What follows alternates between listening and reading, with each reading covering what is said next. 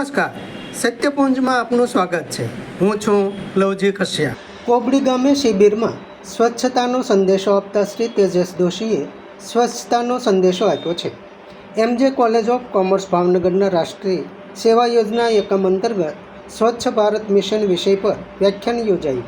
આ પ્રસંગે ભાવનગરના જાણીતા પર્યાવરણ પ્રેમી અગ્રણી શ્રી તેજસ દોશીએ વિદ્યાર્થીઓને સ્વચ્છતા, પર્યાવરણ સંરક્ષણ અને નાગરિક જવાબદારી અંગે માર્ગદર્શન આપ્યું હતું.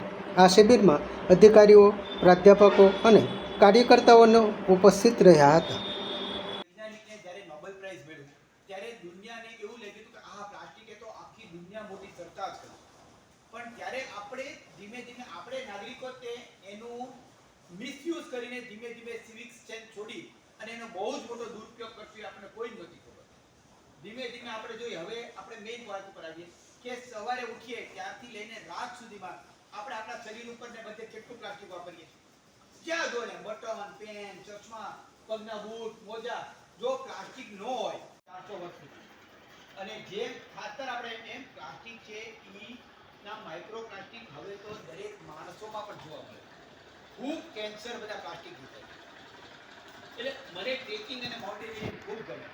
અમારી સાથે એવા જિગ્નેશ્વરી મારા સર છે, ખૂબ ટ્રેકિંગ હિમાલયમાં બધા કરાવે. કેટલા વર્ષોથી બધાને હિમાલયમાં લઈ જાય. આવા ત્યારે અમે હિમાલયમાં પ્રવાસોમાં જતા આથી વર્ષો પહેલા તે ક્યાંય પ્લાસ્ટિક જોવા મળે. પણ હવે તો સપ્તેશ્વરીએ જોઈને પ્લાસ્ટિકના આટલા ભેગા કરે. ક્યાં જોવા ને ઓલા ફૂડ પેકે સૌથી અને સૌથી વધારે પ્રખ્યાત એને માટે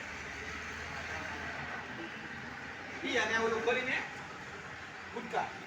સૌથી વધારે ગુટકા જો આખા વર્લ્ડમાં ખવાતા હોય તો એ સૌરાષ્ટ્ર. અને સૌથી વધારે અમારા મેડિકલ સાયન્સમાં જો મોઢાના કેન્સર વૈજ્ઞાનિકને જ્યારે નોબેલ પ્રાઇઝ મળ્યું ત્યારે દુનિયાને એવું લાગ્યું કે આ પ્લાસ્ટિકે તો આખી દુનિયા મોટી ચર્ચા જ કરી. પણ ત્યારે આપણે ધીમે ધીમે આપણે નાગરિકો તે એનું મિસયુઝ કરીને ધીમે ધીમે સિવિક સેન્સ છોડી અને એનો બહુ જ મોટો દુરુપયોગ કરશું એ આપણને કોઈ જ નથી ખબર. ધીમે ધીમે આપણે જોઈએ હવે આપણે મેઇન વાત ઉપર આવીએ કે સવારે ઉઠીએ ત્યારથી લઈને રાત સુધીમાં આપણે આપણા શરીર ઉપર ને બધે કેટલું પ્લાસ્ટિક વાપરીએ. ક્યાં જો ને બટન, પેન, ચશ્મા, પગના બૂટ, મોજા, જો પ્લાસ્ટિક ન હોય. વૈજ્ઞાનિકને જ્યારે નોબેલ પ્રાઇઝ મળ્યું ત્યારે દુનિયાને એવું લાગ્યું કે આ પ્લાસ્ટિકે તો આખી દુનિયા મોટી ચર્ચા જ કરી. પણ ત્યારે આપણે ધીમે ધીમે આપણે નાગરિકો તે એનું મિસયુઝ કરીને ધીમે ધીમે સિવિક સેન્સ છોડી અને એનો બહુ જ મોટો દુરુપયોગ કરશું એ આપણને કોઈ જ નથી ખબર. ધીમે ધીમે આપણે જોઈએ હવે આપણે મેઇન વાત ઉપર આવીએ કે સવારે ઉઠીએ ત્યારથી લઈને રાત સુધીમાં આપણે આપણા શરીર ઉપર ને બધે કેટલું પ્લાસ્ટિક વાપરીએ. ક્યાં જો ને બટન, પેન, ચશ્મા, પગના બૂટ, મોજા, જો પ્લાસ્ટિક ન હોય. ભારત દેશના જાગૃત નાગરિક તરીકે અમે સિંગલ યુઝ પ્લાસ્ટિકનો ઉપયોગ બંધ કરીશું. આ ધરતીને પ્લાસ્ટિક પ્રદૂષણથી મુક્ત કરીશું. નદી, પર્વત, જંગલો, સમગ્ર જળાશયો અને જમીનને સ્વચ્છ રાખી પર્યાવરણનું જતન કરીશું. અમે અમારા જન્મદિવસ નિમિત્તે એક વૃક્ષ વાવી તેનું જતન કરી ઉછેરીશું. ભવિષ્યની પેઢીને સ્વચ્છ ભારત અર્પણ કરીશું.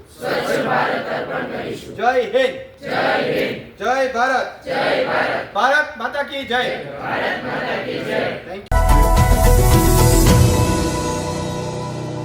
સમાજ માટે, સત્ય માટે, સત્યપૂર્ણ સમાચાર પ્રસારણ આપના મોબાઈલ પર તરત જ લાઈક કરો, શેર કરો અને સબસ્ક્રાઇબ પણ કરો. અને હા, ઘંટડી વગાડવાનું ન ભૂલશો. આભાર. સમાજ માટે સત્ય સાથે સત્યપૂર્ણ અહેવાલ, સમાચાર તથા જાહેરાત પ્રસારિત કરવા સંપર્ક સાધો. સત્યપુંજ સમાચાર પ્રસારણ, લબ્ધિ કોમ્પ્લેક્સ, તાલુકા પંચાયત સામે, સિહોર.